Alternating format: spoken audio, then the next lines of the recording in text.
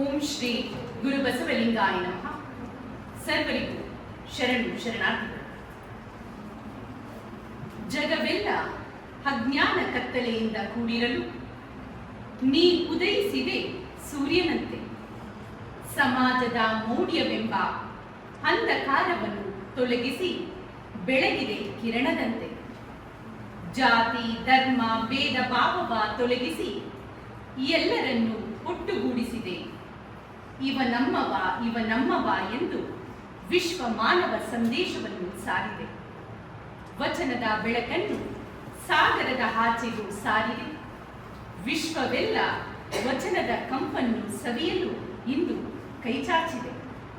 ವಿಶ್ವಗುರು ಬಸವಣ್ಣನವರ ಕವಿತೆಯನ್ನು ಸ್ಮರಿಸುವ ಮೂಲಕ ಇಂದು ಕರ್ನಾಟಕ ರಾಜ್ಯ ಅಕ್ಕ ಮಹಾದೇವಿ ಮಹಿಳಾ ವಿಶ್ವವಿದ್ಯಾನಿಲಯ ಪುರಾವರಣ ಸ್ನಾತಕ ಹಾಗೂ ಸ್ನಾತಕೋತ್ತರ ಅಧ್ಯಯನ ಮತ್ತು ಸಂಶೋಧನಾ ಕೇಂದ್ರ ಟಿ ಹೊಸೂರು ಕಾಲೋನಿ ಮಂಡ್ಯದಲ್ಲಿ ನಡೆಯುತ್ತಿರುವಂತಹ ಕರ್ನಾಟಕದ ಸಾಂಸ್ಕೃತಿಕ ನಾಯಕ ವಿಶ್ವಗುರು ಜಗಜ್ಯೋತಿ ಬಸವಣ್ಣನವರ ಜಯಂತಿ ಉತ್ಸವ ಮತ್ತು ವಚನ ಗಾಯನ ಕಾರ್ಯಕ್ರಮದ ಅಧ್ಯಕ್ಷತೆಯನ್ನ ವಹಿಸಿರುವಂತಹ ಕರ್ನಾಟಕ ರಾಜ್ಯ ಅಕ್ಕ ಮಹಾದೇವಿ ಮಹಿಳಾ ವಿಶ್ವವಿದ್ಯಾನಿಲಯದ ವಿಶೇಷ ಅಧಿಕಾರಿಗಳಾದಂತಹ ಪ್ರೊಫೆಸರ್ ಹೇಮಲತಾ ಮೇಡಮ್ ರವರೇ, ಹಾಗೂ ಈ ಕಾರ್ಯಕ್ರಮದಲ್ಲಿ ಮುಖ್ಯ ಅತಿಥಿಯಾಗಿ ವೇದಿಕೆ ಮೇಲೆ ಆಸೀನರಾಗಿರುವಂತಹ ಶ್ರೀಯುತ ವಚನಕುಮಾರ ಸ್ವಾಮಿರವರೇ, ವೇದಿಕೆಯ ಮುಂಭಾಗದಲ್ಲಿ ಕುಳಿತಿರುವಂತಹ ಬೋಧಕ ಹಾಗೂ ಬೋಧಕೇತರ ವರ್ಗದ ಎಲ್ಲ ಸಿಬ್ಬಂದಿ ವರ್ಗದವರೇ, ಮುಖ್ಯವಾಗಿ ಈ ಕಾರ್ಯಕ್ರಮದ ಕೇಂದ್ರ ಬಿಂದುವಾಗಿರುವಂತಹ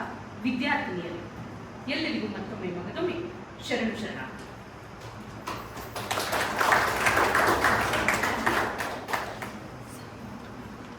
ಬಹಳ ಸಂತೋಷವಾಗ್ತಿದೆ. ಪ್ರತಿಯೊಂದು ವಿಶ್ವವಿದ್ಯಾನಿಲಯದಲ್ಲಿ 12ನೇ ಶತಮಾನದ ವಚನಕಾರರನ್ನ ಸ್ಮರಿಸುತ್ತೇವೆ. ಅದರಲ್ಲಿ ಮುಖ್ಯವಾಗಿ ಇಂದು ವಿಶ್ವಗುರುವಾಗಿರುವಂತಹ ಬಸವಣ್ಣನವರ ಒಂದು ಜಯಂತಿ ಉತ್ಸವವನ್ನ ನೀವೆಲ್ಲರೂ ಮಾಡ್ತಿರೋದು ನನಗೆ ಬಹಳ ಸಂತಸವನ್ನ ಉಂಟು ಮಾಡಿದೆ ಅಂತ ಹೇಳ್ತಾ, ನಿಮ್ಗೆಲ್ಲರಿಗೂ ಗೊತ್ತಿರಬೇಕು 12ನೇ ಶತಮಾನದಲ್ಲಿ ನಡೆದಂತಹ ಚಳುವಳಿ ಕ್ರಾಂತಿ ಇನ್ನೂ ಕೂಡ ಜೀವಂತವಾಗಿದೆ. ಅವರು ಕೊಟ್ಟಂತಹ ಅಭೂತಪೂರ್ವ ಕೊಡುಗೆ ವಚನ ಸಾಹಿತ್ಯ.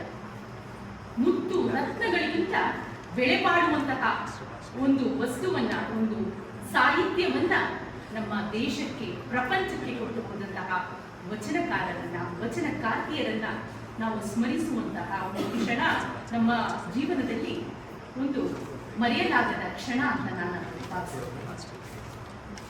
ಯಾಕೆ ನಾವು 12ನೇ ಶತಮಾನದವರ ಅವರ ಬಗ್ಗೆ ತಿಳಿದುಕೊಳ್ಬೇಕು? 21ನೇ ಶತಮಾನ ಏನ್ ಮಾಡಿದ್ದಾರೆ ಅವರೆಲ್ಲ ಏನ್ ಮಾಡಿದ್ದಾರೆ ಅಂತ ನಾವು ಸ್ಮರಿಸಬೇಕು ಅಂತ ನಿಮ್ಮಲ್ಲಿ ಒಂದು ಪ್ರಶ್ನೆ ಉಂಟಾಗುತ್ತೆ. 12ನ್ನ ರಿವರ್ಸ್ ಮಾಡಿ ಏನ್ ಬರುತ್ತೆ? 21 ಶತಮಾನ. ಇಷ್ಟು ಶತಮಾನಗಳು, 800 ವರ್ಷಗಳು ಕಳೆದಿದೆ ಅಲ್ಲ, 8 ಶತಮಾನಗಳಾಗಿದೆ.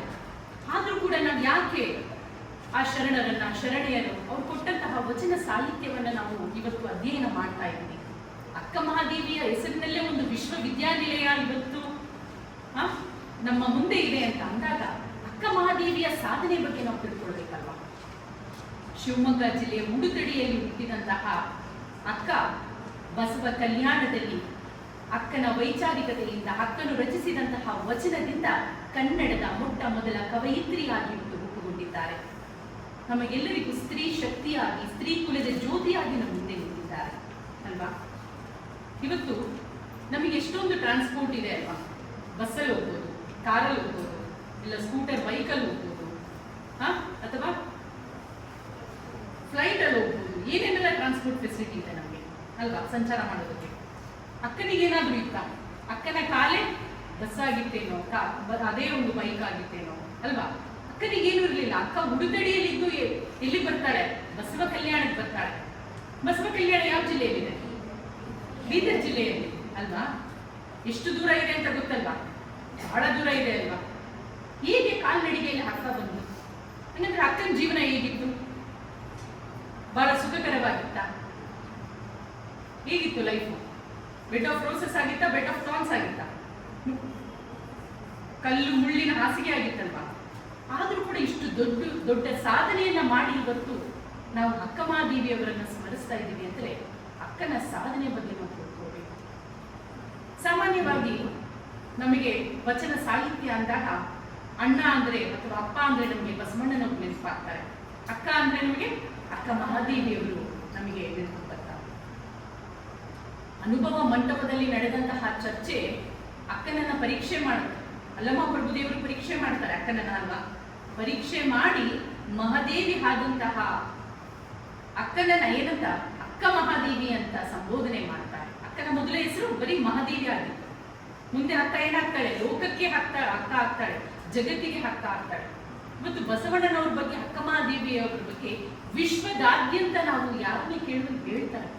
ಯಾಕಂದ್ರೆ ಏನಾಗಿದೆ ಅಂದ್ರೆ ನಮ್ಮ ವಚನ ಸಾಹಿತ್ಯ ಸಾಗರದ ಆಚೆ ಹೊರಗಡೆ ಹೋಗಿ ಅದು ಪಸರಿಸ್ತಾ ಇದೆ. ಹಾಗಾದ್ರೆ ಏನಿರ್ಬೇಕು ಈ ವಚನ ಸಾಹಿತ್ಯದಲ್ಲಿ, ಅಂತಹ ಮಹಾನ್ ಶಕ್ತಿ ಏನಿರ್ಬೇಕು ಅಂತ ನಿಮ್ಗೆಲ್ಲರಿಗೂ ಅನಿಸ್ಬೋದಲ್ಲ. ಅದರಲ್ಲಿ ಇರುವಂತಹ ಒಂದು ಮೌಲ್ಯಗಳಾಗಲಿ, ಕೌಶಲಗಳಾಗಲಿ, ವಿಷಯ ಆಗಲಿ ಅಥವಾ ಶಬ್ದಕೋಶಗಳೇ ಆಗಲಿ, ಇವತ್ತು ನಾವು ಕೂಡ ಅದನ್ನ ಆ ಜ್ಞಾನವನ್ನು ಪಡೆಯೋದಕ್ಕೆ ಸಾಧ್ಯ ಆಗಿಲ್ಲ. ನಾವೆಲ್ಲರೂ ಡಬಲ್ ಡಿಗ್ರಿ ತಗೋತೀವಿ, ಸ್ನಾತಕೋತ್ತರ ಪದವಿಯನ್ನು ತೆಗೆದುಕೊಳ್ತೀವಿ. ಆದರೂ ಕೂಡ ವಚನದಲ್ಲಿರುವಂತಹ ಕೆಲವೊಂದು ಪದಗಳ ಅರ್ಥವನ್ನು ನೀವು ತಿಳಿದುಕೊಳ್ಬೇಕಾದ್ರೆ ನೀವೆಲ್ಲಿಗೆ ಹೋಗ್ಬೇಕು? ಅಥವಾ ನೀವು ಮೊಬೈಲ್ ಇವಾಗೇನು ಮೊಬೈಲಲ್ಲೇ ಸಿಗುತ್ತೆ ಅರ್ಥವನ್ನು ನೋಡ್ಬೇಕಾದ್ರೆ, ಅಥವಾ ನೀವು ಇದಕ್ಕೆ ಹೋದ್ರೆ ಒಂದು ಶಬ್ದಕೋಶವನ್ನು ತೆಗೆದುಕೊಂಡು ಅದರ ಅರ್ಥವನ್ನು ನೋಡ್ಬೇಕು. ಅಂದ್ರೆ ಅವರ ಜ್ಞಾನ ಹೇಗಿರ್ಬೇಕು?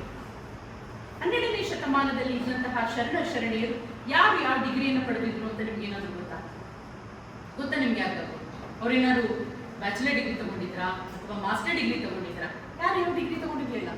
ಆದ್ರೂ ಕೂಡ ಅವ್ರ ಜ್ಞಾನ ಹೇಗೆ ಬಂತು? ಅವರ ಅನುಭವವೇ ಅವರ ಒಂದು ವಚನ ಸಾಹಿತ್ಯವಾಗಿ ಉಂಟು. ಅವರು ಜೀವನದಲ್ಲಿ ಅನುಭವಿಸಿದಂತಹ ಕಷ್ಟ ಸುಖಗಳನ್ನ ನೋಡಿ ಪದದ ರೂಪದಲ್ಲಿ ಅವರು ನಮಗೆ ಕೊಟ್ಟು ಹೋಗಿದ್ದಾರೆ. ಅಕ್ಷರವನ್ನ ಜೋಡಿಸಿ ಪದಗಳನ್ನ ಮಾಡಿ ವಾಕ್ಯವನ್ನ ಮಾಡಿ ಅದೊಂದು 4 ಸಾಲಾಗಿರ್ಬೋದು, 8 ಸಾಲಾಗಿರ್ಬೋದು, 12 ಸಾಲಾಗಿರ್ಬೋದು, ಈ ರೀತಿ ಒಂದು ಪದ್ಯದ ರೂಪದಲ್ಲಿ ಗದ್ಯದ ರೂಪದಲ್ಲಿ ನಮಗೆ ಇವತ್ತೆಲ್ಲ ವಚನ ಸಾಹಿತ್ಯ ಸಿಗುತ್ತೆ ಅಂತಂದ್ರೆ ಅವರು ಇಂತಹ ಜ್ಞಾನಿಗಳು ಅಂತ ನಾವು ತಿಳ್ಕೊಳ್ಬೇಕು. ಶಿಕ್ಷಣ ನಮಗೆ ಬದುಕನ್ನ ಕಟ್ಟಿಕೊಳ್ಳೋದಕ್ಕೆ ಅವಕಾಶ ಮಾಡಿಕೊಡುತ್ತೆ ಅಲ್ವಾ. ನಾವು ಯಾವ ಕೋರ್ಸನ್ನ ತೆಗೆದುಕೊಂಡ್ರೆ ನಾವು ಎಷ್ಟು ಸಂಪಾದನೆ ಮಾಡ್ಬೋದು ಅಂತ ನಾವು ಯೋಚನೆ ಮಾಡ್ತೀವಿ. ಪ್ರತಿಯೊಬ್ರು ಇಂಜಿನಿಯರ್ ಮಾಡಿದ್ರೆ ನಾನು ಇಷ್ಟು ಸಂಪಾದನೆ ಮಾಡ್ಬೋದು, ಡಾಕ್ಟರ್ ಆದ್ರೆ ಸಂಪಾದನೆ ಮಾಡ್ಬೋದು, ವಕೀಲನಾದ್ರೆ ಸಂಪಾದನೆ ಮಾಡ್ಬೋದು. ಹೀಗೆ ಪ್ರತಿಯೊಂದು ಕೋರ್ಸು ನಮ್ಗೇನು ಜೀವನದಲ್ಲಿ ಸಂಪಾದನೆಗೆ ಜಾಸ್ತಿ ನೀವು ಆದ್ಯತೆಯನ್ನು ಕೊಡ್ತಿದ್ದೀರಿ ಹೊರತು ಸಂಸ್ಕಾರಕ್ಕೆ ಆದ್ಯತೆಯನ್ನು ಕೊಡ್ತಾ ಇರೋದು ಬಹಳ ಕಡಿಮೆ ಆಗ್ತದೆ. ನಮಗೆ ಶಿಕ್ಷಣ ಬೇಕು, ಬದುಕನ್ನು ನಡೆಸೋದಕ್ಕೆ ಶಿಕ್ಷಣ ಬೇಕು. ಶಿಕ್ಷಣದ ಜೊತೆಗೆ ನಮಗೇನು ಬೇಕು? ಒಳ್ಳೆಯ ಸಂಸ್ಕಾರವೂ ಕೂಡ ಬೇಕು. ಒಳ್ಳೆಯ ಸಂಸ್ಕಾರ ಇಲ್ಲ, ಒಳ್ಳೆಯ ಮೌಲ್ಯವಿಲ್ಲ ಅಂತಂದ್ರೆ ನಮ್ಮ ನಡೆನುಡಿ ಏನಾಗುತ್ತೆ? ಬೇರೆ ದಾರಿಯನ್ನೇ ಹಿಡಿಯುತ್ತೆ, ಬೇರೆ ಪಥವನ್ನ ಹಿಡಿಯುತ್ತೆ ಅಲ್ವಾ. ಆಗ ನಮ್ಮ ಜೀವನದಲ್ಲಿ ನಾವು ಏನು ಮಾಡಿದ್ರು ಏನು ಪ್ರಯೋಜನ ಆಗೋದಿಲ್ಲ. ಇಂದು ವಿಶ್ವಗುರು ಅಂತ ನಾವು ಅವರನ್ನ ಬಸವಣ್ಣನವ್ರನ್ನ ಕರಿಬೇಕಾದ್ರೆ ಪ್ರಪಂಚನೇ ಅವರನ್ನ ಒಪ್ಕೊಳ್ತಾ ಇದ್ದಾರೆ ಅಂತಂದ್ರೆ ನಾವು ಅವ್ರ ಬಗ್ಗೆ ಕರ್ನಾಟಕ ರಾಜ್ಯದಲ್ಲೇ ಹುಟ್ಟಿದವರು. ಎಲ್ಲಿ ಹುಟ್ಟಿದ್ದು ನಮ್ಮ ಬಸವಣ್ಣ?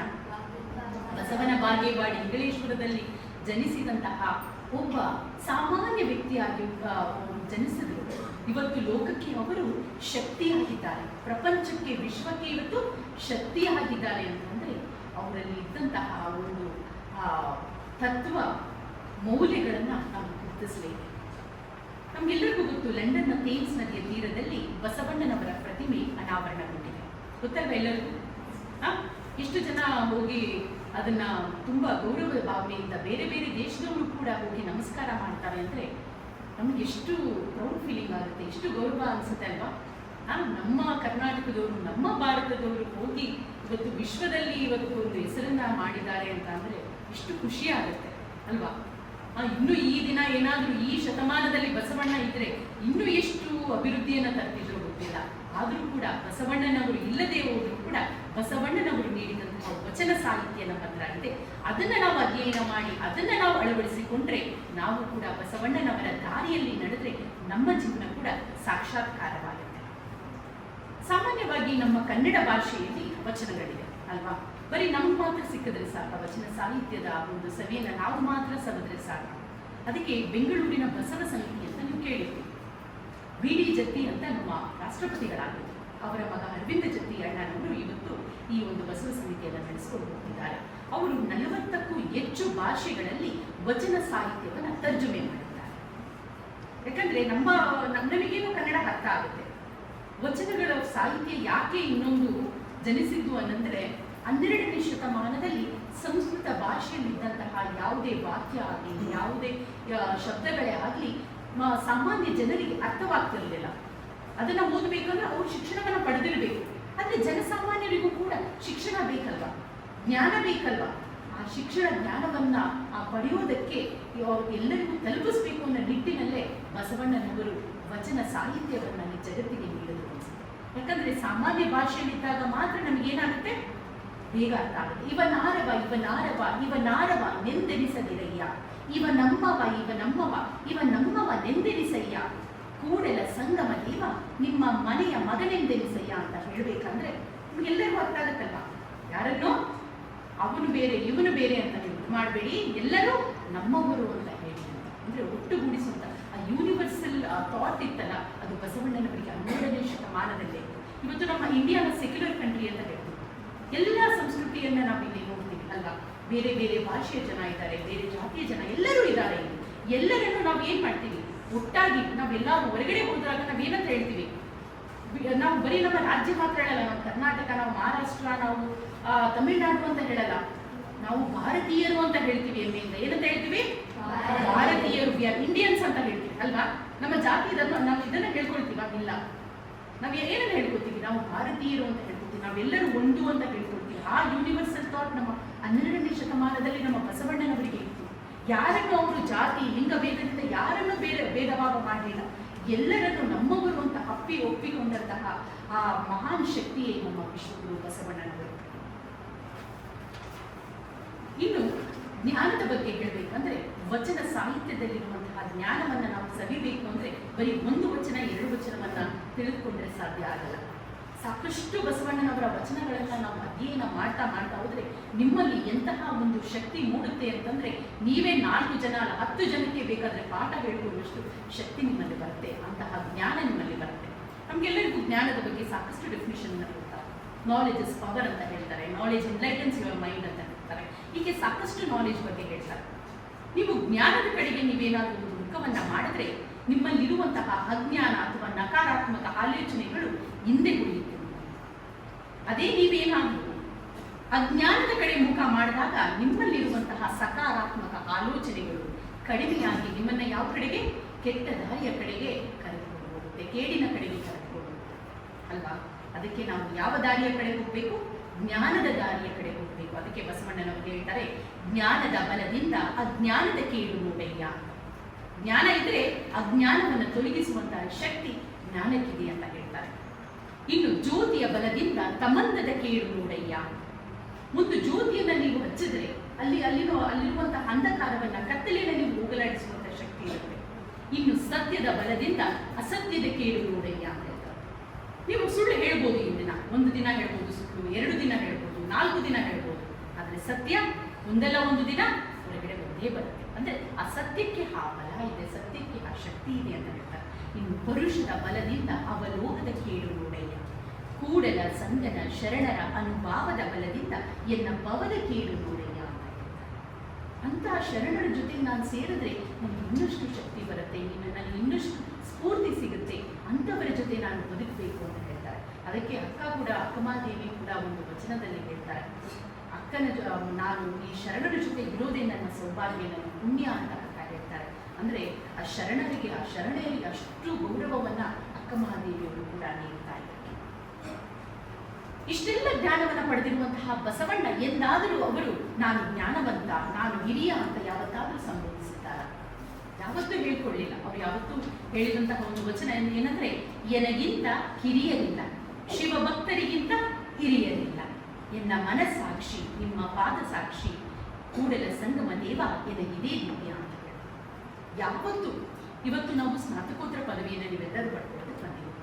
ಮುಂದೆ ನೀವು ದೊಡ್ಡ ಡಾಕ್ಟರ್ ಆಗ್ಬೋದು, ಅಥವಾ ದೊಡ್ಡ ಇಂಜಿನಿಯರ್ ಆಗ್ಬೋದು, ಅಥವಾ ಪ್ರಿನ್ಸಿಪಾಲ್ ಆಗ್ಬೋದು, ಉಪನ್ಯಾಸಕಿ ಆಗ್ಬೋದು. ಹೀಗೆ ಈ ದೇಶದಲ್ಲಿರುವಂತಹ ಅನೇಕ ಒಂದು ಹುದ್ದೆಗಳನ್ನು ನೀವು ಅಲಂಕರಿಸಬಹುದು ಅಲ್ವಾ. ಆದರೆ ನಾವು ಏನೇ ಆದರೂ ಕೂಡ ನಮ್ಮಲ್ಲಿ ಅಹಂ ಭಾವನೆ ಇರಬಹುದು. ನಾವು ಯಾವತ್ತೂ ನಮ್ಮನ್ನು ಏನಂತ ತಿಳ್ಕೊಳ್ಬೇಕು, ನಾನು ಹಿರಿಯ ಅಂತಾನೆ ತಿಳ್ಕೊಳ್ಬೇಕು, ಕಿರಿಯರು ಅಂತಲೇ ತಿಳ್ಕೊಳ್ಬೇಕು. ಆಗ ಅಹಂ ಭಾವನೆ ಇಲ್ಲದಿದ್ದಾಗ ಮಾತ್ರ ನಿಮ್ಮ ವ್ಯಕ್ತಿತ್ವ ಏನಾಗುತ್ತೆ, ಎತ್ತರಕ್ಕೆ ಹೋಗುತ್ತೆ. ಯಾವತ್ತಾದ್ರೂ ನಾನು ಯಾವ್ದಾದ್ರು ಒಂದು ದೊಡ್ಡ ಹುದ್ದೆಯಲ್ಲಿದ್ದೀನಿ ಅಂದ್ರೆ ಬೇರೆಯವರನ್ನ ನಾವು ಕೀಳು ಭಾವನೆಯಿಂದ ನೋಡಿದಾಗ ಏನಾಗುತ್ತೆ, ನಮ್ಮ ವ್ಯಕ್ತಿತ್ವ ಕೆಳಗಡೆ ಹೋಗುತ್ತೆ. ಅದಕ್ಕೆ ಹೇಳೋದು, ಎಷ್ಟೇ ಜ್ಞಾನ ಪಡೆದಿದ್ರು, ಎಷ್ಟೇ ಕೌಶಲವನ್ನ ಪಡೆದಿದ್ರು, ನಾವು ಎಷ್ಟೇ ದೊಡ್ಡ ಹುದ್ದೆಯಲ್ಲಿದ್ರೂ ಕೂಡ ನಮ್ಮಲ್ಲಿ ಏನಿರಬೇಕು, ಸರಳತೆ ಇರಬೇಕು, ನಮ್ಮಲ್ಲಿ ಒಂದು ವಿನಯತೆ ಇರಬೇಕು. ಇದನ್ನ ತಿಳಿಸುವುದೇ ವಚನ ಸಾಹಿತ್ಯ ಅಲ್ವಾ. ಮುಖ್ಯವಾದಂತಹ ಅಂಶ ನಮ್ಮ ವಚನ ಸಾಹಿತ್ಯ ನೀಡಿದ್ದು ಕಾಯಕ ಮತ್ತು ದಾಸೋಹ. ನಾಣ್ಯ ನುಡಿದಿರಲ್ಲ, ನಾಣ್ಯದ ಎರಡು ಮುಖಭಾಗ ಇರುತ್ತೆ, ಒಂದು ಹೆಡ್ ಅಥವಾ ಇನ್ನೊಂದು ಟೇಲ್ಸ್. ಹಾಗೆ ಕಾಯಕ ಮತ್ತು ದಾಸೋಹ ಒಂದು ನಾಣ್ಯದ ಎರಡು ಮುಖಗಳಾಗಿ ಕಂಗೊಳಿಸಿದೆ. ಮುಖ್ಯವಾಗಿ ಅವರು ಅಂಶ ಕೊಟ್ಟಿದ್ದು ಈ ಒಂದು ಎರಡು ತತ್ವಕ್ಕೆ ಬಹಳ ಪ್ರಾಮುಖ್ಯತೆಯನ್ನು ಕೊಟ್ಟಿದ್ದರು. ಯಾರು? ನಮ್ಮ 12ನೇ ಶತಮಾನದ ಶರಣರು. ಕಾಯಕ ಮಾಡಬೇಕು. ಯಾವ ರೀತಿ ಕಾಯಕ ಮಾಡಬೇಕು? ಇವತ್ತು ಏನೇನು ಕಷ್ಟಪಟ್ಟು ಏನೇನು ದುಡಿತಿರೋ ಅದನ್ನ ನಾಳೆಗೂ ಸಂಗ್ರಹಣೆ ಮಾಡಬೇಕು, ಇನ್ನೂ ಒಂದು 10 ವರ್ಷಕ್ಕೆ ಸಂಗ್ರಹಣೆ ಮಾಡಬೇಕು. ಅವ್ರು ಏನ್ ಮಾಡ್ತಿದ್ರು ಅಂತಂದ್ರೆ, ಇವತ್ತು ಏನಾದ್ರೂ ಸಂಪಾದನೆ ಮಾಡಿದ್ರೆ ಅದರಲ್ಲಿ ಬಂದಂತಹ ಹಣದಲ್ಲಿ ಬದುಕನ್ನ ನಡೆಸ್ಕೊಂಡು ದಾಸೋಹವನ್ನ ಮಾಡಿಕೊಂಡು ಅವರ ಜೀವನವನ್ನ ನಡೆಸ್ಕೊಂಡು ಹೋಗ್ತಿದ್ರು. ಅಂದ್ರೆ ಅವರ ಕಾಯಕ ಹೇಗಿತ್ತು ಅಂದ್ರೆ ನಿಸ್ವಾರ್ಥವಾಗಿತ್ತು. ಯಾವುದೇ ಸ್ವಾರ್ಥ ಭಾವ ಇರಲಿಲ್ಲ ಅವರ ಕಾಯಕದಲ್ಲಿ. ಯಾವತ್ತು ನಿಸ್ವಾರ್ಥತೆಯಿಂದ ನೀವು ಕೆಲಸವನ್ನ ಮಾಡ್ತೀರೋ ಆಗ ಅದು ಕಾಯಿಕವಾಗುತ್ತೆ. ಬರೀ ಬದುಕನ್ನ ಕಟ್ಕೊಳ್ಳೋದಕ್ಕೆ, ಹಣವನ್ನ ಸಂಪಾದನೆ ಮಾಡೋದಕ್ಕೆ ಮಾಡಿದ್ರೆ ನಾನು ಕೆಲಸ ಮಾಡ್ತಿದ್ದೀನಿ ಅಂತ ಹೇಳ್ಬೋದೇ ಹೊರತು ನಾನು ಕಾಯಕ ಮಾಡ್ತಿದ್ದೀನಿ ಅಂತ ಎಂದೂ ಕೂಡ ಉದ್ಘರಿಸುವುದಕ್ಕೆ ಸಾಧ್ಯವಿಲ್ಲ. ಕಾಯಕ ಅನ್ನುವ ಪದಕ್ಕೆ, ಕೆಲಸ ಅನ್ನುವ ಪದಕ್ಕೆ ಬಹಳ ವ್ಯತ್ಯಾಸ ಇದೆ. ಕೆಲಸ ಸ್ವಾರ್ಥತೆಯಿಂದ ಮಾಡೋದು, ಹಣ ಸಂಪಾದನೆ ಮಾಡೋದಕ್ಕೆ, ಬದುಕು ಕಟ್ಕೊಳ್ಳೋಕೆ, ನಾಳೆ ಸಂಗ್ರಹಣೆ ಮಾಡ್ಕೊಳ್ಳೋಕೆ. ಬಟ್ ಕಾಯಕ ಅಂತಲ್ಲ. ಕಾಯಕ ಅಂತಂದ್ರೆ ಅದಕ್ಕೆ ಆದಂತಹ ಒಂದು ವಿಶೇಷವಾದ ಅರ್ಥವಿದೆ. ಅಂತಹ ಕಾಯಕವನ್ನ ಮಾಡ್ತಿದ್ದವರು ನಮ್ಮ 12ನೇ ಶತಮಾನದ ಶರಣರು. ಅದರಲ್ಲಿ ನನಗೆ ಆದಿತ್ಯ ಮಾರೆಯರ ಒಂದು ವಚನ ನೆನಪಿಗೆ ಬರುತ್ತೆ. ಕಾಯಕದಲ್ಲಿ ನಿರತನಾದಡೆ ಗುರು ದರ್ಶನವಾದರೂ ಮರೆಯಬೇಕು, ಲಿಂಗ ಪೂಜೆಯಾದಳು ಮರೆಯಬೇಕು, ಜಂಗಮ ಮುಂದೆ ನಿಂದಿದ್ದಳು ಹಂಗ ಹರಿಯಬೇಕು, ಕಾಯಕವೇ ಕೈಲಾಸವಾದ ಕಾರಣ ಅಮರೇಶ್ವರ ಲಿಂಗವಾಗಿದ್ದಾದಳು ಕಾಯಕಗಳು ಅಂತ ಹೇಳ್ತಾರೆ. ಅವರು ಕಾಯಕಕ್ಕೆ ಇಷ್ಟು ಇಂಪಾರ್ಟೆನ್ಸ್ ಕೊಡ್ತಿದ್ರು ಅಂದ್ರೆ ವರ್ಕ್ ಇಸ್ ವರ್ಷಿಪ್ ಅಂತ ಹೇಳೋದು. ಕಾಯಕದಲ್ಲಿ ಕೈಲಾಸವನ್ನ ಕಂಡು, ಕಾಯಕದಲ್ಲಿ ಪರಮಾತ್ಮನನ್ನ ಕಂಡು ನಾವೇನ್ ಮಾಡ್ತೀವಿ, ಇವತ್ತು ಏನೋ ಒಂದು ಇಂಪಾರ್ಟೆಂಟ್ ಕೆಲಸ ಇರುತ್ತೆ, ಮುಖ್ಯವಾದ ಕೆಲಸ ಇರುತ್ತೆ, ಅದನ್ನ ಮಾಡೋದನ್ನ ಬಿಟ್ಟು ಅಲ್ಲಿ ಯಾವುದೋ ಒಂದು ಪೂಜೆ ಮಾಡ್ತಿದ್ದಾರೆ, ಅಥವಾ ಯಾವುದೋ ಒಂದು ಜಾತ್ರೆ ಇದೆ ಅಂದ್ರೆ ಈ ಕೆಲಸವನ್ನೆಲ್ಲ ಬದಿಗಿಟ್ಟುಬಿಟ್ಟು ಆ ಒಂದು ಜಾತ್ರೆಗೂ ಏನಕ್ಕೂ ನಾವು ಹೋಗ್ಬೋದು. ಆದ್ರೆ ಅವ್ರು ಆ ಥರ ಅಲ್ಲಿ ಜಾತ್ರೆಯಲ್ಲಿ ದೇವರನ್ನ ನೋಡೋದಕ್ಕೆ ಹೋಗ್ತಿರ್ಲಿಲ್ಲ. ಅವ್ರು ಕಾಯಕದಲ್ಲಿ ದೇವರನ್ನ ನೋಡ್ತಿದ್ರು. ಅಂದ್ರೆ ಕಾಯಕಕ್ಕೆ ಅಷ್ಟು ಮಹತ್ವ ಕೊಡ್ತಿದ್ರು. ಅದಕ್ಕೆ ಹೇಳ್ತಾರೆ, ಕಾಯಕದಲ್ಲಿ ನಿರತನಾದರೆ, ಯಾರಾದ್ರೂ ಒಬ್ರು ಗುರುಗಳು ಬಂದ್ರು ಕೂಡ, ಅಯ್ಯೋ ಗುರುಗಳು ಬಂದ್ಬಿಟ್ಟಿದ್ದಾರೆ, ನನ್ನ ಕಾಯಕವನ್ನ ಬಿಟ್ಟು ನಾನು ಹೊರಟು ಹೋಗಿ ಅಲ್ಲಿ ನನ್ನಲ್ಲಿ ಅವ್ರಿಗೆ ನಮಸ್ಕಾರ ಮಾಡ್ಬೇಕು, ಇದರಲ್ಲಿ ನಾನು ದೇವರನ್ನ ನೋಡ್ತೀನಿ ಅಂತ ಹೇಳ್ತಿದ್ರು. ಲಿಂಗ ಪೂಜೆಯನ್ನ ಮಾಡ್ತಿದ್ರು ಕೂಡ, ಅದನ್ನು ಕೂಡ ಮರಿಬೇಕು ನನ್ನ ಕಾಯಕ ಮಾಡ್ಬೇಕಾದ್ರೆ ಅಂತ ಹೇಳಿದ್ರು. ಅಂದ್ರೆ ಕಾಯಕಕ್ಕೆ ಅಷ್ಟು ಮಹತ್ವವನ್ನು ಕೊಟ್ಟು, ಒಬ್ಬ ಜಂಗಮ ಬಂದಿದ್ದಾರೆ, ಜಂಗಮ ಬಂದಿದ್ರು ಕೂಡ ಅವರನ್ನ ಇವಾಗ ಸತ್ಕರಿಸೋದು ನನ್ನ ಮುಖ್ಯ ಅಲ್ಲ, ನನ್ನ ಕಾಯಕ ಮುಖ್ಯ, ನನ್ನ ಕಾಯಕ ಮುಗಿದ ಮೇಲೆ ನಾನು ಅಲ್ಲಿಗೆ ಹೋಗ್ತೀನಿ. ಅಂದ್ರೆ ಕಾಯಕವನ್ನ ಅವ್ರು ಎಷ್ಟು ಮಟ್ಟಕ್ಕೆ ಅವರು ಪೂಜೆ ಮಾಡ್ತಿದ್ರು ಅಂದ್ರೆ, ಆ ಕಾಯಕದಲ್ಲೇ ಪರಮಾತ್ಮನನ್ನ ಕಂಡವರು 12ನೇ ಶತಮಾನದ ಶರಣರು. DVG ಅವರು ಒಂದು ಮಂಕುತಿಮ್ಮನ ಕಗ್ಗದಲ್ಲಿ ಒಂದು ಮಾತನ್ನ ಹೇಳ್ತಾರೆ. ಮರಣದಿ ಮುಂದೆ ಭೂತವೋ ಪ್ರೇತವೋ ಪರಲೋಕವೋ ಪುನರ್ಜನ್ಮವೋ ಅದೇನು, ತಿರುಗಿ ಬಂದವರಿಲ್ಲ ವರದಿ ತಂದವರಿಲ್ಲ, ದರೆಯ ಬಾಳ್ವಿದಲ್ಲಿ ಮಂಕುತಿಮ್ಮ ಅಂತ ಹೇಳ್ತಾರೆ. ಮರಣದ ನಂತರ ನಾವೇನಾಗ್ತೀವಿ ಅಂತ ನಮ್ಗೆ ಯಾರಾದ್ರೂ ಗೊತ್ತಾ? ನಾವು ಭೂತ ಆಗ್ತೀವೋ, ಪ್ರೇತ ಆಗ್ತೀವೋ, ಅಥವಾ ನಮ್ಗೆ ಮತ್ತೆ ಏನಾದ್ರು ಒಂದು ಪುನರ್ಜನ್ಮ ಇದೆಯೋ ಏನೋ? ಯಾರಾದ್ರೂ ಸಾಕ್ಷೀಕರಿಸಿ ಇಲ್ಲಿವರೆಗೆ ಬರ್ದಿದಾರ, ಹೇಳ್ತಾರ? ಇಲ್ಲ ನೀವು ಹುಟ್ಟೇ ಹುಟ್ಟಿಯಪ್ಪ ನೆಕ್ಸ್ಟ್ ಜನ್ಮದಲ್ಲಿ ಅಂತ ಯಾರಾದ್ರೂ ಹೇಳಿದಾರ? ಅಥವಾ ನೀವು ಭೂತನೇ ಆಗ್ತೀಯಾ, ಪ್ರೇತನೇ ಆಗ್ತೀಯ ಅಂತ ಯಾರಾದ್ರೂ ಹೇಳಿದಾರ? ಕೊರೋನಾ ಟೈಮಲ್ಲಿ ನಾವು ಎಷ್ಟೊಂದು ಸಂಬಂಧಿಕರುಗಳನ್ನ, ಸ್ನೇಹಿತರನ್ನ, ಬಂಧು ಬಾಂಧವರನ್ನ ಕಳೆದುಕೊಂಡಿದ್ವಿ.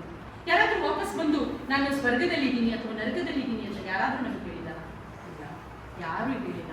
ನಾವು ಇರುವಂತಹ ಸ್ಥಳವನ್ನ ನಾವು ಸ್ವರ್ಗವನ್ನಾಗಿಸ್ಕೋಬೇಕು ಅಂತಂದ್ರೆ ನಮ್ಮ ಇರುವಂತಹ ಜೀವನವನ್ನ ಒಳ್ಳೆಯ ರೀತಿಯಲ್ಲಿ ಬದುಕಿ ನಾವು ನಡೆಸ್ಕೊಂಡು ಹೋದ್ರೆ ಮಾತ್ರ ನಮ್ಮ ಜೀವನ ಏನಾಗಿರುತ್ತೆ, ಸ್ವರ್ಗವಾಗಿರುತ್ತೆ. ಅದಕ್ಕೆ ಹೇಳ್ತಾರೆ, ದೇವಲೋಕ ಮರ್ತ್ಯ ಲೋಕವೆಂಬುದು ಬೇರಿಲ್ಲ ಕಾಣಿಲೋಕ, ಸತ್ಯವ ನುಡಿಯುವುದೇ ದೇವಲೋಕ, ಮಿಥ್ಯವ ನುಡಿಯುವುದೇ ಮರ್ತ್ಯಲೋಕ, ಆಚಾರವೇ ಸ್ವರ್ಗ, ಅನಾಚಾರವೇ ನರಕ, ಕೂಡಲ ಸಂಗಮ ದೇವ ನೀವೇ ಪ್ರಮಾಣ ಅಂತ ಹೇಳ್ತಾರೆ.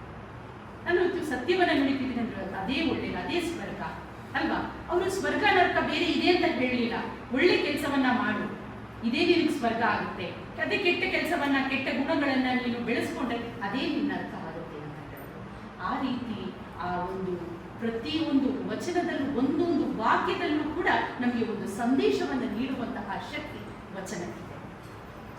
ಮತ್ತೊಂದು ತತ್ವ ಅಂದ್ರೆ ದಾಸೋಹ ತತ್ವ. ದಾಸೋಹ ತತ್ವದಲ್ಲಿ ಅವರು ಹೇಳ್ತಾರೆ, ನೀನು ಕಾಯಕವನ್ನ ಮಾಡಿದ್ರೆ ಮಾತ್ರ ಅಂದಿನ ಊಟವನ್ನ ನೀನು ಸೇವಿಸುವುದಕ್ಕೆ ಅರ್ಹನು ಅಂತ ಹೇಳ್ತಾರೆ. ನೀನು ಕಾಯಕವನ್ನ ಮಾಡದೆ ಸೋಂಬೇರಿತನದಿಂದ ಎಲ್ಲೋ ಯಾರೋ ತಗೊಂಡು ಊಟ ಕೊಟ್ಟು ಅಂದ್ರೆ ತಿಂದುಬಿಟ್ಟು ನೀನು ಇವತ್ತು ಚೆನ್ನಾಗಿ ಮಲ್ಕೊಂಡ್ರೆ ಆ ದಿನ ನಿನಗೆ ಶ್ರೇಷ್ಠವಾದ ದಿನವಾಗುವುದಿಲ್ಲ. ಆ ದಿನವನ್ನ ನೀನು ಹಾಳು ಮಾಡಿಕೊಂಡೆ. ಆ ರೀತಿ ಅವರು ಬದುಕಿದವರಲ್ಲ. ಅವರು ಬದುಕಿದ್ದು ಹೇಗೆ ಅಂತಂದ್ರೆ, ಆ ದಿನ ಪ್ರತಿಯೊಬ್ಬ ಮನುಷ್ಯನು ಕಾಯಕ ಜೀವಿ ಆಗಿದ್ದಾರೆ. ಯಾರು ನೀವು 12ನೇ ಶತಮಾನದಲ್ಲಿ ಸೋಂಬೇರಿಗಳು ಅಂತ ಯಾರನ್ನು ನೀವು ಹೇಳೋದಕ್ಕೆ ಸಾಧ್ಯನೇ ಇಲ್ಲ. ಯಾಕಂದ್ರೆ ಪ್ರತಿಯೊಬ್ಬ ಶರಣೆಯರು ಕಾಯಕ ಜೀವಿಗಳಾಗಿದ್ದಾರೆ. ಪ್ರತಿಯೊಬ್ಬರು ಅದಕ್ಕೆ ಹೇಳ್ತಾರೆ, ದುಡಿದು ತಿಂದ್ರೆ ಮಾತ್ರ ಊಟವನ್ನು ಉಣ್ಣೋದಕ್ಕೆ ನಿನಗೆ ಅರ್ಹ ಅಂತ ಹೇಳ್ತಾರೆ. ಅದಕ್ಕೆ ಹೇಳ್ತಾರೆ ಇನ್ನೊಂದು ಅವರ ಒಂದು ವಚನದಲ್ಲಿ, ಜನ್ಮ ಜನ್ಮಕ್ಕೆ ಹೋಗಲಿಯದೆ ಸೋಹಂ ಎಂದೆನಿಸದೆ ದಾಸೋಹಂ ಎಂದೆನಿಸಯ್ಯ. ಜನ್ಮ ಜನ್ಮಕ್ಕೆ ಹೋಗಲಿಯದೆ ಸೋಹಂ ಎಂದೆನಿಸದೆ ದಾಸೋಹಂ ಎಂದೆನಿಸಯ್ಯ. ಲಿಂಗ ಜಂಗಮದ ಪ್ರಸಾದವ ನಿಲವ ತೋರಿ ಬದುಕಿಸಯ್ಯ. ಕೂಡಲ ಸಂಗಮ ದೇವ ನಿಮ್ಮ ಧರ್ಮ ಅಂತ ಹೇಳ್ತಾರೆ. ಅವರು ದಾಸೋಹಕ್ಕೆ ಬಹಳ ಮಹತ್ವವನ್ನು ಕೊಟ್ಟು, ಹಾಗಾದ್ರೆ ನಾವು ದಾಸೋಹ ಮಾಡ್ಬೇಕಾದ್ರೆ ಏನ್ ಮಾಡ್ಬೇಕು? ಯಾರ ಹತ್ರ ಅದು ಇವತ್ತು ಒಂದ್ ಸ್ವಲ್ಪ ಸಾಲ ತೆಗೆದುಕೊಂಡು ಬಂದು, ಇವತ್ತು ಯಾರೋ ನಮ್ಮ ಮನೆಗೆ ಬರ್ತಾ ಇದ್ದಾರೆ ಅತಿಥಿಗಳು, ಅವರಿಗೆ ದಾಸೋಹ ಮಾಡಬೇಕು ಅಂತ ಇಸ್ಕೊಂಡು ಬಂದು ನೀವು ದಾಸೋಹವನ್ನ ಮಾಡಿದ್ರೆ ಅದಕ್ಕೆ ಅದರ ಫಲ ನಿಮಗೆ ಸಿಗುವುದಿಲ್ಲ. ಅದಕ್ಕೆ ಈ ಒಂದು ಸಂದರ್ಭದಲ್ಲಿ ನನಗೆ ನಮ್ಮ ಮೈಸೂರಿನ ಒಡೆಯರಾದಂತಹ ಮುಮ್ಮಡಿ ಕೃಷ್ಣರಾಜ ಒಡೆಯರ ಒಂದು ನೆನಪಿಗೆ ನನಗೆ ಬರುತ್ತೆ. ನಿಮಗೆಲ್ಲರಿಗೂ ನಂಜನಗೂಡು ತಾಲೂಕು ಅಂತ ಕೇಳಿರುತ್ತೆ ಮೈಸೂರು ಭಾಗದಲ್ಲಿ. ಆ ತಾಲೂಕಿನಲ್ಲಿ ಒಂದು ದೇವನೂರು ಅಂತ ಒಂದು ಗ್ರಾಮ ಇದೆ. ಅಲ್ಲಿ ದಾಸೋಹ ಚಕ್ರವರ್ತಿ ಅಂತ ಗುರುಮಲ್ಲೇಶ್ವರರು ಅಂತ ಒಂದು ಶರಣರನ್ನ ಕರೀತಾರೆ. ದಾಸೋಹ ಚಕ್ರವರ್ತಿ ಅವರು ಬಹಳ ಒಳ್ಳೆಯ ಒಂದು ದೈವ ಕಳೆ ಇರುವಂತಹ ಶರಣರಾಗಿದ್ದರು. ಅವರನ್ನ ಮುಮ್ಮಡಿ ಕೃಷ್ಣರಾಜ ಒಡೆಯರು ತಮ್ಮ ಅರಮನೆಗೆ ಕರೆಸ್ಕೊಳ್ಬೇಕು ಅಂತ ಬಹಳಷ್ಟು ಪ್ರಯತ್ನವನ್ನ ಮಾಡಿದ್ರು. ಒಂದು ದಿನ ಅದರ ಫಲ ಸಿಕ್ತು. ಆ ಶರಣರು ಮೈಸೂರಿನ ಅರಮನೆಗೆ ಆಗಮಿಸ್ತಾರೆ. ಅಲ್ಲಿ ಒಂದು ಪೂಜಾ ವೈಖರಿಗಳು ಏನೇನು ನಡಿಬೇಕು ಅದೆಲ್ಲ ನಡೆಯುತ್ತೆ. ಅವರು ಒಂದು ಶರಣರ ಬಗ್ಗೆ ಎಲ್ಲ ಒಂದು ಪ್ರವಚನವನ್ನ ನೀಡ್ತಾರೆ. ಎಲ್ಲ ಒಂದು ಕಾರ್ಯಗಳು ಮುಗಿದ ಮೇಲೆ ಅವರಿಗೆ ದಕ್ಷಿಣೆಯನ್ನ ಕೊಡಬೇಕಾಗುತ್ತೆ. ದಕ್ಷಿಣೆ ಏನನ್ನು ಕೊಡ್ಬೋದು? ಒಡೆಯರಂದ್ರೆ ಏನ್ ಕೊಡ್ಬೋದು? ಏನ್ ಕೊಡ್ತಾರೆ? ಮೈಸೂರು ರಾಜ ಒಡೆಯರಂದ್ರೆ ಅವರು ಶರಣರಿಗೆ ಏನು, ಅವರು ಜಂಗಮರಿಗೆ ಏನನ್ನ ಕೊಟ್ಟಿರ್ಬೋದು? ಏನ್ ಕೊಟ್ಟಿರ್ತಾರೆ? ಏನ್ ಕೊಟ್ಟಿರ್ತಾರೆ? ಚಿನ್ನ ಕೊಟ್ಟಿರ್ತಾರೆ. ಆಮೇಲೆ ಮುತ್ತು, ರತ್ನ, ವಜ್ರ ಏನೇನಿದೆಯೋ ಅದನ್ನೆಲ್ಲ ತಗೊಂಡು ಬಂದು ಪ್ಲೇಟಲ್ಲಿ ಇಟ್ಟಿರ್ತಾರೆ. ಆಗ ಅವ್ರು ಕೇಳ್ತಾರೆ ಶರಣರು, ಏನಪ್ಪ ಇದೆಲ್ಲ ನೀನು ಸಂಪಾದನೆ ಮಾಡಿದ್ದ? ಇಲ್ಲ ಗುರುಗಳೇ, ಇದೆಲ್ಲ ಪ್ರಜೆಗಳು ಸಂಪಾದನೆ ಮಾಡಿದ್ರು ಅಂತ ಹೇಳ್ತಾರೆ. ಆದ್ರೆ ನೀನ್ ಸಂಪಾದನೆ ಮಾಡಿದ್ದೀನಿ ನಾನು ಇದೆಯಾ ಅಂತ ಹೇಳ್ತಾರೆ. ಆಗ ರಾಜರು ಏನ್ ಹೇಳ್ತಾರೆ? ಏನು ಹೇಳೋದಕ್ಕೆ ಸಾಧ್ಯ ಇಲ್ಲ. ಯಾಕಂದ್ರೆ ರಾಜ ದುಡಿಯೋದಿಲ್ಲ ಅಲ್ವಾ, ಪ್ರಜೆಗಳು ದುಡಿಯೋದು. ರಾಜ ಏನ್ ಮಾಡ್ತಾನೆ? ಪ್ರಜೆಗಳ ಯೋಗಕ್ಷೇಮವನ್ನ ನೋಡ್ಕೊಳ್ತಾನೆ, ಅವ್ನು ದುಡಿಯೋದಿಲ್ಲ ಅಲ್ವಾ. ಅದರಿಂದಾಗಿ ಅವನು ಏನ್ ಮಾಡ್ತಾನೆ? ಏನು ದಕ್ಷಿಣೆಯನ್ನ ಕೊಡೋದಕ್ಕಾಗಲ್ಲ, ನಾನು ದಕ್ಷಿಣೆಯನ್ನ ಸ್ವೀಕರಿಸೋದಕ್ಕಾಗಲ್ಲ. ಯಾಕಂದ್ರೆ ನಿನ್ನ ಕಾಯಕದಿಂದ ಬಂದಂತಹ ಯಾವುದೇ ಹಣ ಆಗಿದ್ದು ನಾನು ಸ್ವೀಕರಿಸ್ತಿದ್ದೆ, ಆದರೆ ನೀನು ನಿನ್ನ ಕಾಯಕದಿಂದ ಯಾವುದೇ ಬಂದಿಲ್ಲ, ಅದರಿಂದ ನಾನು ಸ್ವೀಕರಿಸೋದಿಲ್ಲ ಅಂತ ಗುರುಮಲ್ಲೇಶ್ವರರು ವಾಪಸ್ ದೇವರಿಗೆ ಹೊರಟೋಗ್ತಾರೆ. ಆದ್ರೆ ಮುಮ್ಮಡಿ ಕೃಷ್ಣರಾಜ ಒಡೆಯರಿಗೆ ಮನಸ್ಸಿನಲ್ಲಿ ಒಂದು ಗಿಲ್ಟ್ ಫೀಲಿಂಗ್ ಇರುತ್ತೆ. ಏನಪ್ಪ, ನಾನು ಇಷ್ಟು ದೊಡ್ಡ ಒಡೆಯ ರಾಜರು, ನಾನು ದಕ್ಷಿಣೆಯನ್ನ ಕೊಡಕ್ಕಾಗಿಲ್ವಲ್ಲ ಒಬ್ಬ ಗುರುಗಳಿಗೆ, ನಾನು ಏನ್ ಮಾಡೋದು ಅಂತ ಅಂದಾಗ, ಆಗ ಒಬ್ಬ ಕಳ್ಳ ಮಾರುವೇಷ ಹಾಕೊಂಡು ಕಳ್ತನ ಮಾಡೋದಕ್ಕೆ ಅರಮನೆಗೆ ನುಗ್ಗಿರ್ತಾನೆ. ಆಗ ಅವ್ರಿಗೆ ಅನ್ಸುತ್ತೆ, ನಾನು ಯಾಕೆ ಮಾರುವೇಷವನ್ನ ಧರಿಸ್ಕೊಂಡು ಹೋಗಿ ಕಾಯಕ ಮಾಡ್ಬಿಟ್ಬಾರ್ದು ಅಂತ. ಆಗ ಬಡಿ ಕೃಷ್ಣರಾಜ ಒಡೆಯರು ಏನ್ ಮಾಡ್ತಾರೆ? ಮಾರುವೇಷವನ್ನ ಹಾಕೊಂಡು ಒಬ್ಬ ಕಮ್ಮಾರನ ಹತ್ರ ಹೋಗಿ, ಈ ಕಬ್ಬಿಣ ಬಡಿತಾನಲ್ಲ ಗೊತ್ತಾ, ಅವನ ಹತ್ರ ಹೋಗಿ ಕೆಲ್ಸಕ್ಕೆ ಹೋಗ್ತಾರೆ. ಅಲ್ಲಿ ಹೋಗಿ ಕೆಲಸವನ್ನ ಮಾಡ್ತಾರೆ. ಅವ್ನು ಕೇಳ್ತಾನೆ, ನೀನ್ ಯಾರಪ್ಪ, ನೀನು ನೋಡೇ ಇಲ್ವಲ್ಲ ಅಕ್ಕಪಕ್ಕ ಅಂತ. ಅಪರಿಚಿತನಾಗಿ ಕಾಣಿಸ್ತಿಲ್ಲಪ್ಪ. ನೋಡಪ್ಪ, ನೀನೇನೂ ನನ್ನನ್ನು ದಯವಿಟ್ಟು ಕೇಳಬೇಡ, ಒಂದು ದಿವಸ ನಿನ್ನ ಹತ್ರ ಕಾಯಕ ಮಾಡ್ತೀನಿ, ನೀನು ಎಷ್ಟು ಕೊಡಬೇಕು ಅನ್ಸುತ್ತೋ ಸಂಭಾವನೆ, ಆ ಸಂಭಾವನೆನ ನನಗೆ ಕೊಡೋದು. ಆಗ ಬೆಳಗ್ಗಿಂದ ಸಂಜೆವರೆಗೂ ಕೆಲಸವನ್ನ ಮಾಡ್ತಾರೆ. ರಾಜರು ಅವ್ರ ಕೈ ಎಲ್ಲ ಎಷ್ಟು ಸಾಫ್ಟ್ನೆಸ್ ಅಲ್ಲಿ ಇರುತ್ತೆ ಅಲ್ವಾ, ಅವರಿಗೆ ಕಬ್ಬಿಣ ಬಡಿಬೇಕಾದ್ರೆ ಎಷ್ಟು ಕಷ್ಟ ಆಗುತ್ತೆ. ಆದರೂ ಕೂಡ ಕಬ್ಬಿಣ ಬಡಿಬೇಕಾದ್ರೆ ಆ ಕಮ್ಮಾರ ಹೇಳ್ತಿರ್ತಾನೆ, ಒಡಿ ನನ್ ಒಡೆಯ, ಒಡಿ ನನ್ ರಾಜ ಅಂತ. ಅದಕ್ಕೆ ಅವ್ರ ಮನಸ್ಸಲ್ಲೇ ಅಂದ್ಕೊಳ್ತಾರೆ ಒಡೆಯರು, ಎಲ್ಲೋ ನನ್ನ ರಾಜ ಅಂತ ಅವ್ನು ಗೊತ್ತಾಗ್ಬಿಟ್ಟಿದೆಯೋ ಏನೋ ಗೊತ್ತಿಲ್ಲ, ಒಡಿ ನನ್ ಒಡೆಯ, ಒಡಿ ನನ್ ರಾಜ ಅಂತ ಹೇಳ್ತೀರಲ್ಲ ಅಂತ. ಹಾಗೆ ಬೆಳಗಿನಿಂದ ಸಂಜೆವರೆಗೂ ಕೆಲಸ ಮಾಡಿ 4 ಆಣೆಯನ್ನು ಸಂಪಾದನೆ ಮಾಡ್ತಾರೆ. ಯಾರು ಮುಮ್ಮಡಿ ಕೃಷ್ಣರಾಜ ಒಡೆಯರು 4 ಆಣೆಯನ್ನ ಸಂಪಾದನೆ ಮಾಡ್ಕೊಂಡು ಏನ್ ಮಾಡ್ತಾರೆ, ಆ ಒಂದು ಹಣವನ್ನ ತೆಗೆದುಕೊಂಡು ಬಂದು ಅವರು ಮತ್ತೆ ಗುರುಮಲ್ಲೇಶ್ವರರನ್ನ ಅರಮನೆಗೆ ಕರೆಸಿ ಆ ದಕ್ಷಿಣೆಯನ್ನ ನೀಡುತ್ತಾರೆ.